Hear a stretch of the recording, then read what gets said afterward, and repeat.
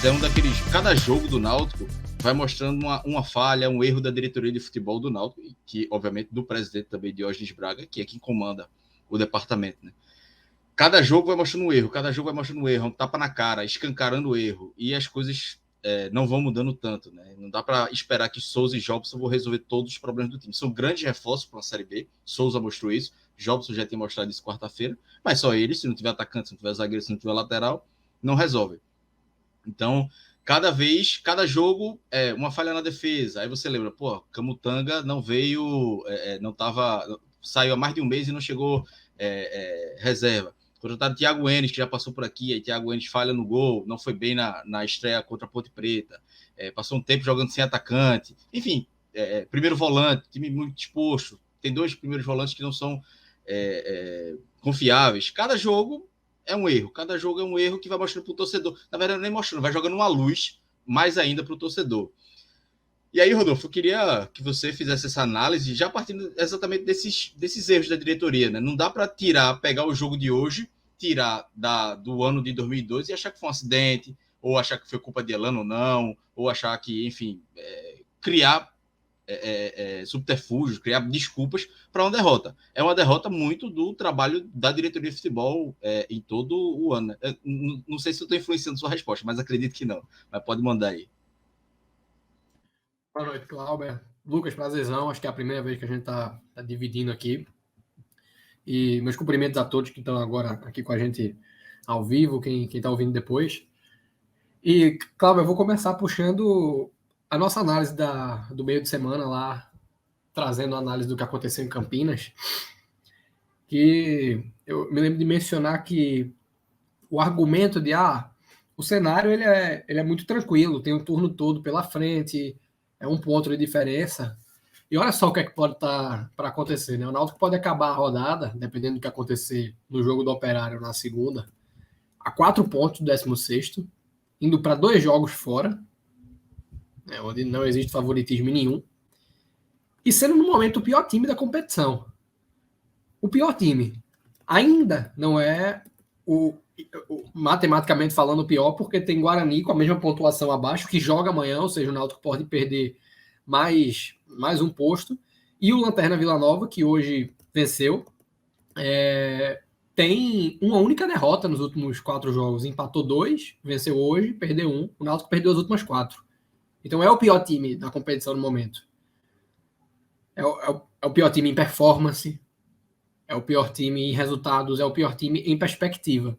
O Náutico vive um horizonte muito sombrio para o curto prazo. Talvez a médio e longo prazo haja alguma resposta aí, dependendo da capacidade de conseguir reforçando o elenco, da adesão à filosofia de Elano, da recuperação de mais alguns atletas, né? Hoje o Luiz Felipe, por exemplo, acabou voltando ao time. Mas a perspectiva de curto prazo ela é muito sombria, e independente do que o Náutico consiga fazer a nível de recuperação de trabalho a médio e longo prazo, se o curto prazo não for trabalhado, isso pode custar o campeonato. Não interessa se o Náutico vai estar jogando bem na 35ª rodada se ele já estiver rebaixado, ou se ele estiver precisando fazer 9 pontos em 9 na 36ª até a 38ª, e eu não vejo esse um cenário apocalíptico, sabe? Eu acho um cenário bem plausível de uma equipe que perdeu hoje, não porque o Londrina fosse um grande adversário, não porque a arbitragem tenha influenciado, não porque foi prejudicado de alguma forma, contou com algum acidente ao longo do jogo, não. E também não é porque Robinho entrou na partida, né? Porque acabou meio que virando um argumento para aquele gol sofrido. Botou Robinho, não dá do que levar aquele gol de qualquer jeito, da maneira que foi. Eu vou segurar um pouco mais a análise desse lance em específico e das escolhas de Elano mais para frente, mas essa é uma leitura que eu preciso reforçar aqui para ver se de alguma forma ela entra no horizonte de quem está à frente do Náutico, porque foi uma tuitada que eu dei, né? O Náutico ele tem um script de rebaixamento que está sendo escrito desde janeiro, e até aqui pouco foi feito para mudar de rumo, justamente porque o Náutico nunca comprou essa visão. Quando o Náutico venceu o Novo Horizontino, a conta era quantos pontos faltavam para concorrer com o Sport na perseguição ao G4. Né? Quando o Náutico perdeu o jogo para o Grêmio, a coletiva do treinador era nessa também. Era de estabilizar um pouco a situação para buscar algo mais, e nunca foi. Nunca foi. O Náutico entrou nesse campeonato para fazer um campeonato de permanência. E até agora isso não foi aceito. Aí, e sempre houveram, Cláudio, alguns eventos que chocavam um pouco com a realidade, sabe? Hoje, por exemplo, eu vou ser bem cuidadoso para acabar não sendo mal interpretado. Eu não acho que não havia motivos para encher estádio. Não acho que o torcedor estava errado em apoiar, pelo contrário. Mas havia hoje uma atmosfera no Náutico que ela era pouco condizente com o cuidado que o momento pede. Volta de Souza, tudo bem. Volta do Todos com a Nota, é um preenchimento maior. Mas o Náutico, a sensação que eu tinha não era de um time que estava brigando, sabe, contra a queda. E aí existe uma condenação ao torcedor, acho que apoiou pouco, criticou cedo. São pontos a se destacar, mas não foi por isso que o Náutico perdeu. Se perdeu, o jogo foi perdido hoje, pelo mesmo motivo que se perdeu o jogo da Chapecoense. O Náutico é uma equipe frágil, refém de um elenco mal montado. Né? Não há muita margem para o treinador fazer boas escolhas. Quase toda escolha ela tende a ser errada. E a gente pode entrar um pouco mais nisso, quanto é culpa de Elano, quanto é culpa do que está sendo ofertado a ele no banco de reservas. Mas essa partida foi perdida pelo mesmo motivo que o Náutico perdeu várias outras, né? É o segundo pior mandante da Série B. Só está à frente da Chapecoense, o Náutico fez 10 pontos em casa, a Chapecoense fez 6. Acho que eu até consigo puxar aqui, com a diferença, na verdade, de que o Náutico tem 2 jogos a mais que a Chapecoense como mandante. Né? A Chapecoense tem 11, o Náutico acabou de fazer... Desculpa, a Chapecoense tem 9, o Náutico acabou de fazer o 11º jogo.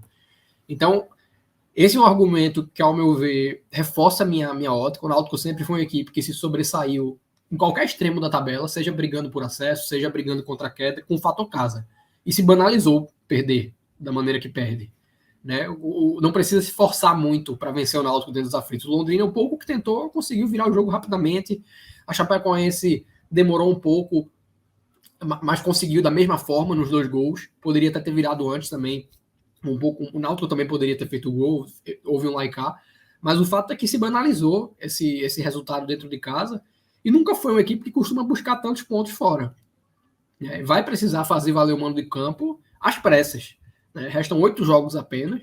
É muito difícil crer que o Náutico vai ter 100% de aproveitamento como mandante, ou seja, vai precisar buscar fora. E só restam 18 jogos.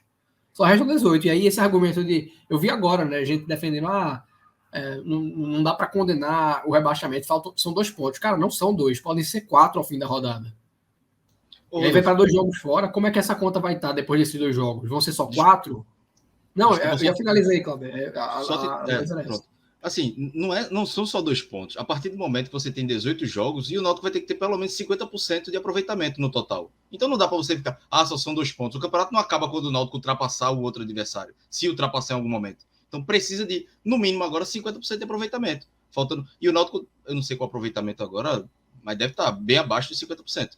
Então, assim, a gente já tinha falado do sinal de alerta na última quarta-feira, e hoje, como eu disse até antes, quando o menino estava aqui, né, o cheirinho de rebaixamento subiu. O cheiro de rebaixamento subiu porque o clima hoje nos aflitos foi muito ruim. Assim, eu entendo também a expectativa do torcedor. Eu acho que hoje o torcedor foi muito daquela de uma nova esperança e potencializado pelo Todos com a Nota. Não tenho dúvida disso. Eu acho que foi muito bacana hoje ver o povo de volta aos aflitos, assim, muita gente no estádio, problemas para entrar, obviamente, mas assim, aquela arquibancada ali atrás da barra do placar ali, do setor onde fica Fanáutico lotado, o outro também com bom público, a central também com bom público, então foi muito bacana ver isso. Teve a esperança de Elano, Souza, então era uma esperança para o torcedor, mas não tenho dúvida que foi potencializado o público o Todos com a Nota, né? Mas depois do jogo, confusão. Hoje, pela primeira vez, eu vi a arquibancada central xingando o Diógenes. Eu já tinha visto algumas confusões, mas eram nas cadeiras e na arquibancada central teve xingamento, teve confusão. Falaram até, eu não tenho certeza, mas eu vi em grupos do WhatsApp falando que Edno discutiu com alguns torcedores também. Enfim, hoje o clima foi tenso, mas assim, esperado, né? Pelo resultado que o Náutico teve mais um resultado em casa. Então, assim, o clima. E só outro ponto sobre a torcida que fui contra a entrada de Robinho, mas discordei completamente das vaias a Robinho. Não acho que ajuda. Eu e Rodolfo, que a gente já falou outras vezes, a gente já falou em outras lives também. Se eu não me engano, acho que do Ceará, que a torcida havaiana, algum jogador do Ceará, não lembro bem. E assim, sou contra a entrada de Robinho, mas a partir do momento que ele entra, se eu for vaiar, é pior. Eu não acho minimamente inteligente. Porque tinha horas que Robinho tocou na bola, errou, a torcida vaia. Aí Luiz Felipe pega a bola, em vez de tocar para Robinho, com medo que Robinho leve vaia, ele faz uma jogada mais difícil, erra também. Então, assim, vai desencadeando vários problemas essas vaias. Souza começou a pedir para o torcedor aplaudir ou não vaiar, Elano também falando com o torcedor, enfim, vai criando problemas desnecessários, deixa para vaiar depois do jogo, enfim. E hoje foi absurdo, assim, quando chamaram o nome de Robinho, começou a vaia, assim, e eu digo, por mim, Robinho não entra mais no time do Náutico, mas se ele entrar, não vai adiantar vaiar. Mas aí, Lucas, agora eu queria a tua primeira impressão aí desse time de Elano, um treino apenas, né, difícil, né? Ele deve ter comandado meio treinamento, uma parte tática, mas mudou a escalação, tirou o Carlão, botou o Wellington, Chiesa como titular, manteve a linha de 4, teve algumas substituições questionáveis, pelo menos na minha opinião, mas aí eu queria que tu falasse o que é que tu achou desse primeiro jogo de Elano, além do resultado, né? O desempenho, a escolha dele de escalação e de substituições, queria que tu falasse aí sobre essa estreia de Elano. Fala, Cláudio, Rodolfo, todo mundo aí que tá ligado. Só um parênteses, Lucas. Desculpa. Lucas Santos aqui. Eu não tô culpando a torcida, bicho. A única coisa que eu tô dizendo é a culpa não é da torcida. Nem eu, nem Rodolfo culpamos a torcida. Só para deixar claro. É só para dizer que a vaia não ajuda. O time já tava mal. Não vai ajudar. Você tem duas maneiras de ajudar. Vaiando ou aplaudindo. Qual é mais factível? Então, assim, nem aplaudindo, mas incentivando o time, né? Enfim, mas não é culpa da torcida de jeito nenhum. Pelo contrário, a torcida é vítima. Pois é, e só aproveitando um pouquinho, Cláudio, a deixa que o Rodolfo falou, o Náutico é o time com mais derrotas nessa Série B, né? 10 até agora. 10 de 20. Ou seja, perdeu metade dos jogos e tem aproveitamento de 30%. Então, a conta de 2 ou 4 pontos é muito maior quando a gente olha para a tabela por um todo, né? E vai para 2 jogos fora, acho que é Bahia e Operário, se não me engano. Operário confronto direto. E numa situação terrível. Sobre o jogo, eu acho que Elano, claro, você dá o desconto porque foi um treino só. Não sei o que Dudu Capixaba passou de informação para ele. Acho que a gente pode até debater isso também. Até que ponto as informações que ele recebeu influenciaram nas escolhas. Mas eu acho que ele errou da escalação até as substituições. Eu acho que o meio-campo que todo mundo queria não tinha como sair do papel. Assim, ir para o papel, na verdade, porque ninguém marca. Assim, é o meio-campo, ok, tem técnica para jogar, mas acho que o meio-campo, daquele jeito, não tem como. Ainda mais para um time que precisa pontuar todo jeito e tem a pior defesa do campeonato, né? São 25 gols em 20 jogos, então não tem como você colocar um meio-campo daquele tão frágil, você tem a pior defesa do campeonato, né? E a defesa, mais uma vez, né? Porque Camutanga se despediu oficialmente no dia 14 de junho. Hoje é dia 23 e o Náutico não anunciou nenhum zagueiro, né? Aí tem que jogar o Wellington, joga Carlão. Carlão joga, pede alguém. Ninguém gosta. Entra o Wellington também, que, pelo amor de Deus, para mim, um dos piores em campo, tranquilamente. Então, eu acho que o alerta já passou de estar ligado. Acho que a situação... Claro, restam 18 jogos, mas você hoje não vê um Náutico que responde. Assim, nos confrontos diretos, não corresponde. O jogo contra a Ponte, que era o confronto direto, perdeu numa bola parada. Hoje saiu na frente e tomou a virada, sendo engolido no segundo tempo. Segundo tempo péssimo, assim, muito mal mesmo. Só bola parada e bola cruzada, não conseguiu criar nada. E Elano, eu acho que ele precisa ser um pouco mais... aquela hora de tentar fechar a casinha, contenção de danos o mais rápido possível, porque é interessante a ideia de ter o meio campo mais criativo e tal, mas um Souza que não jogava desde 31 de maio, até jogou em 90 minutos, né? Mas não... E até acho que foi bem, eu esperava menos, diante desse contexto de não jogar tanto tempo. Jobson, que também acho que foi a quinta partida dele no ano, já que ele jogou contra a Ponte Preta. Vitor Ferraz não fez um bom jogo para mim. E Franco, que não tem característica defensiva, né? Então você tem um problema grave de marcação no meio campo, mas se você olha para o banco também, você tem Djavan e Ralf, que são peças que também não convencem, né? São duas peças que, quando jogam, também não fazem muita diferença. E aí entra também um ponto da questão do mercado, que não foi atacada essa necessidade. E eu acho que Elano tentou dar um meio-campo mais criativo, que até funcionou na primeira etapa, o Náutico não sofreu. Acho que o Londrina teve uma finalização, se não me engano, mas passou sem perigo. E o Náutico foi chegando nos lançamentos de Souza e na bola parada, fez o gol, teve o gol anulado milimetricamente por Richard Franco. Eu até achei que não estava, mas depois da traçou a linha lá, aparentou estar um pouco à frente. Mas no segundo tempo, o time foi, sim, o Londrina desde o começo foi empurrando o Náutico para a defesa e o Náutico não conseguia, né, sair. E veio o gol, né, com o Douglas Coutinho num erro, assim, assustador do Thiago Enes, que parecia um menino marcando, né, pelo amor de Deus, assim, lateral rodado, de forma alguma podia ir na bola daquele jeito, tomou um corte seco e o Douglas Coutinho fez um golaço, né. Eu acho que as alterações de Elano foram péssimas.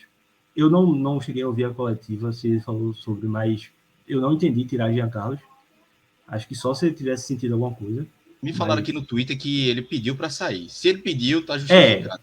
Pronto, então eu não ouvi a coletiva também, mas me disseram no Twitter que foi isso. Então, ok. Mas se não fosse isso, não se tira Jean Carlos de jeito nenhum.